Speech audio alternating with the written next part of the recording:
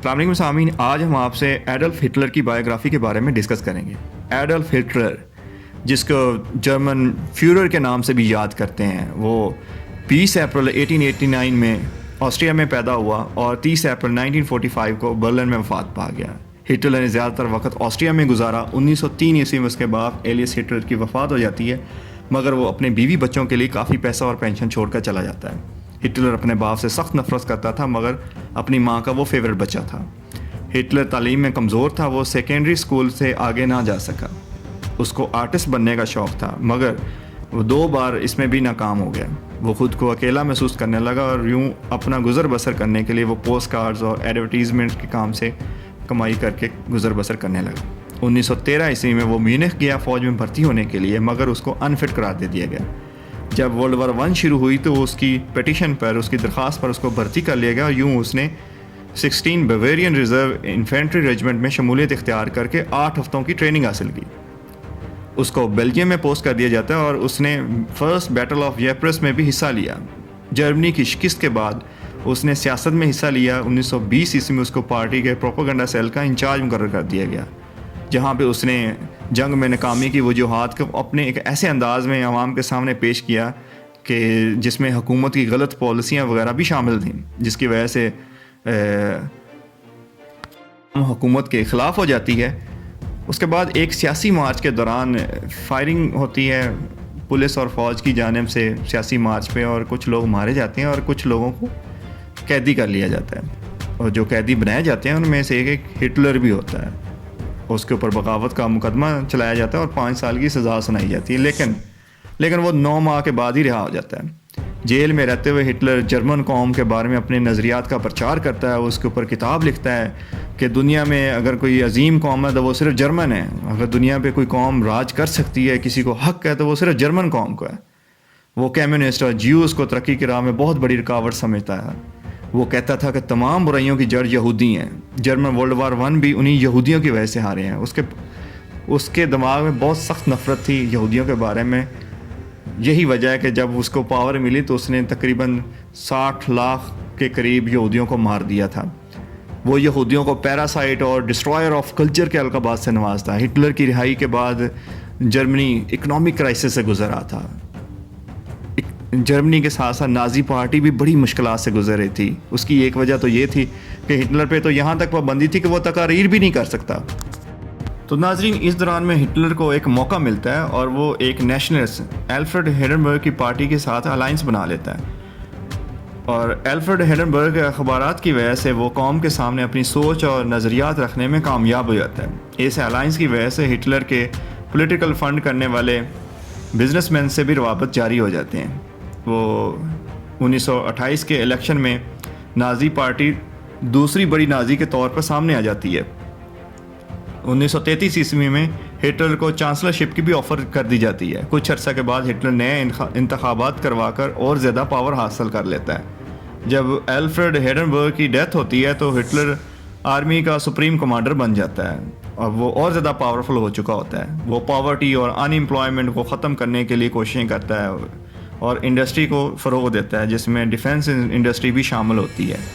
وہ نئے ہتھیار بنانے شروع کر دیتا ہے ڈیفنس کے حوالے سے، جو کہ ٹریٹی آف ورسائلیز میں اور جنگ عظیم اول میں منع کیے گئے تھے جرمنی ایسے ہتھیارات نہیں بنا سکتا۔ وہ اٹلی کو اپنا نیچرل ایلائی تصور کرتا ہے اور فرانس کو اپنا دشمن سمجھتا ہے۔ وہ جرمنی کو پولینڈ اور کچھ دیگر ممالک تک وسعت دینے کا ارادہ رکھتا ہے۔ وہ جنگ عظیم اول میں ٹریٹی آف ورسائلیز کی مخالفت کرتا ہے اور مساوات پہ زور دیتے ہوئے خود کو امن کا خواہاں ظاہر کرنے لگتا ہے۔ 1936 میں وہ اٹلی سے ڈیفنس معاہدہ کر لیتا ہے۔ اس کے کچھ عرصہ کے بعد وہ آسٹریا کے چانسلر کو دعوت دیتا ہے اور اس کو اپنے زیر دفاعی معاہدوں کے لیے مجبور کرتا ہے، لیکن وہ انکار کر دیتا ہے۔ اس کے انکار کرنے کے بعد ہٹلر جرمن فوج کو آسٹریا پر حملے کا آرڈر دے دیتا ہے اور آسٹریا کو اینیکس کر لیتا ہے۔ وہ جب دیکھتا ہے کہ برطانیہ اور فرانس سے کوئی مزاحمت سامنے نہ آئی ہے تو اس کو مزید حوصلہ ملتا ہے اور اس کے ارادے اور مضبوط ہو جاتے ہیں، اور یوں وہ چیکوسلواکیہ پر بھی حملہ کر کے اس کو اپنے قبضہ میں لے لیتا ہے۔ 23 اگست 1939 میں وہ جوزف اسٹالن سے پولینڈ پر حملے کرنے کا بھی معاہدہ کر لیتا ہے۔ جی ہاں، اتنے حوصلے بڑھ چکے ہوتے ہیں اس کے۔ جبکہ برطانیہ اور فرانس لگاتار اس کی مخالفت کرتے آ رہے ہوتے ہیں اور اب کے بار وہ چپ نہیں رہتے اور یوں وہ جرمنی کے ساتھ جنگ کا اعلان کر دیتے ہیں اور ورلڈ وار 2 کا باقاعدہ آغاز ہو جاتا ہے. لیکن ہٹلر کے کان پہ جوں تک نہیں رینگتی, وہ آگے بڑھتا چلا جاتا ہے. وہ ہالینڈ سے بھی سرنڈر کروا لیتا ہے, جبکہ اس کے 16 دن کے بعد وہ بیلجیم سے بھی ہتھیار ڈلوا لیتا ہے. ہٹلر فرانس پہ حملہ کر دیتا ہے. اس کو یہ امید تھی کہ برطانیہ ورلڈ وار 1 میں جرمنی کے خلاف, جرمنی کے ساتھ جو ہتک امیز معاہدے ہوئے تھے ان سے پیچھے ہٹنے کے لیے آمادہ ہو جائے گا, مگر برطانیہ ایسا نہیں کرتا. جب وہ برطانیہ کا یہ رویہ دیکھتا ہے تو وہ برطانیہ پر حملہ کر دیتا ہے, لیکن وہاں پہ اس کو برطانیہ کی ایئر فورس سے شدید مشکلات کا سامنا کرنا پڑتا ہے. اس دوران وہ سوویت یونین پہ بھی حملے کا منصوبہ بنا لیتا ہے. تو جبکہ دوسری طرف اس کا ایلائی اٹلی, جس پہ میسولینی کی حکومت تھی, وہ گریس پہ حملہ کر دیتا ہے اور اٹلی کی فوجیں گریس میں پھنس جاتی ہیں. میسولینی ہٹلر کو اپنی مدد کے لیے بلاتا ہے. ہٹلر جرمن فوج کو میسولینی کی مدد کے لیے بھیجتا ہے. اس دوران جو یوگوسلاویہ کی طرف سے بغاوت ہو جاتی ہے اور ہٹلر کو پھر سے جرمن فوج کو بھیج کر بغاوت کچلنا پڑتی ہے. جبکہ میسولینی کی مدد کے دوران بھی کچھ ٹائم وہاں پہ ضائع ہو جاتا ہے اور یوں اچھا خاصا وقت ضائع ہو جاتا ہے جو ہٹلر نے رشیا میں انویژن کے لیے سوچا تھا, سارا یہاں پہ ضائع ہو جاتا ہے. 22 جون 1941 کو ہٹلر روس میں اپنی فوجیں داخل کر دیتا ہے اور حملہ کر دیتا ہے اور تقریباً 30 لاکھ روسیوں کو قیدی بنا لیتا ہے. ہٹلر کے ساتھ جاپان کا الائنس بھی بن چکا ہوتا تھا. ادھر جاپان 7 دسمبر کو پرل ہاربر پر حملہ کر دیتا ہے اور یوں جاپان کی وجہ سے ہٹلر بھی براہ راست یونائٹڈ اسٹیٹ آف امریکہ کے ساتھ جنگ میں چلا جاتا ہے اور یہاں سے ناظرین جنگ کا نقشہ بدلنے لگتا ہے. ادھر سے روسی فوجی بھی سخت سردی میں کاؤنٹر اوفینسو شروع کر دیتے ہیں, حملے شروع کر دیتے ہیں. 1942 کے آخر میں جرمنی کو اسٹیلن گارڈ میں روس کے ہاتھوں شکست ہو جاتی ہے, جبکہ ادھر امریکی فوج فرانس اور نارتھ افریقہ میں آ جاتی ہے. اس کے علاوہ الامین کے علاقہ میں بھی جرمنی کو شکست کا سامنا کرنا پڑتا ہے. جولائی 1943 میں میسولینی کو گرفتار کر لیا جاتا ہے, مگر ہٹلر اب بھی ہار نہیں مانتا.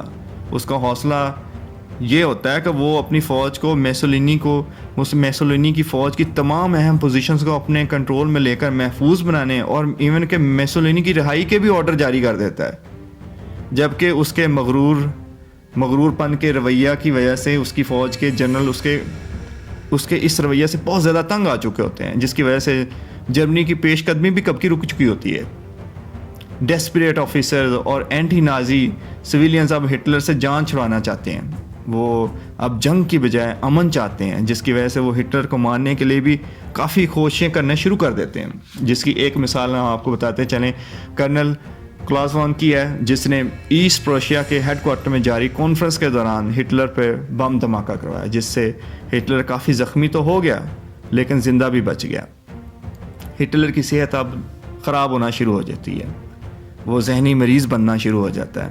6 جون 1944 کو الائیڈ فورسز نے نارمنڈی کے علاقہ میں حملہ کر دیا اور کچھ ہی ہفتوں میں جرمنی کے قبضہ سے 8 یورپین دارالخلافہ کا قبضہ واپس لے لیا.